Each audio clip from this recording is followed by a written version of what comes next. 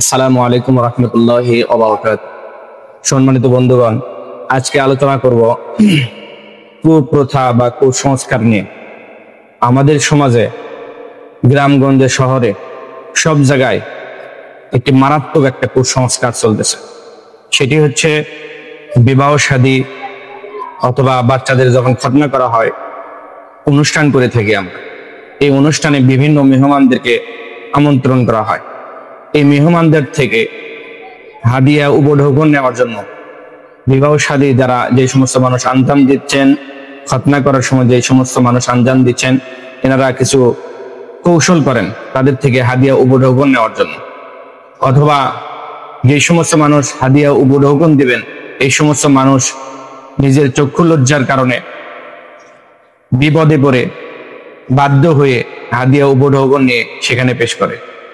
তারা চিন্তা করে যে আমি সমাজের একজন গণ্যমান্য মানুষ, আমি অল্প টাকা বা অল্প কিছু হাদিয়া উপঢৌকন দিলে আমার মান সম্মান থাকবে না, অথবা তার সন্তান আমার ছেলের খতনার সময় এতগুলো হাদিয়া উপঢৌকন দিয়েছে, আমি তার কম কেমন করে দিই।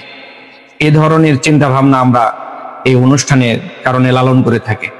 এগুলা কুসংস্কার, কুপ্রথা, এগুলা থেকে অবশ্যই আমাদের দূরে থাকতে হবে। আমাদের এই সমস্ত কুসংস্কারের কারণে যারা ধনী মানুষ আছে তারা হয়তো এই সমস্ত কাজ পালন করতে কোনো কষ্ট হবে না, কিন্তু আমাদের কারণে যে সমস্ত মানুষ অসহায় দরিদ্র আছে তাদের উপর জুলুম চলে আসবে। তারা এই জুলুম থেকে রক্ষা পাবে না। এই জুলুমের কারণে তারা সুদের উপর টাকা নিয়ে, লোন নিয়ে এই সমস্ত কাজের মধ্যে জড়িয়ে পড়বে। তো আমরা যারা ধনী আছি, আমাদের উচিত হবে এই সমস্ত কুসংস্কার থেকে দূরে থাকা এবং অন্য অন্য মানুষদেরকে এই সমস্ত কাজ থেকে দূরে রাখার চেষ্টা করতে হবে। তাহলে আমাদের পার্শ্ববর্তী যারা দরিদ্র অসহায় মানুষ আছে তারা এই সমস্ত কাজ থেকে রক্ষা পাবে।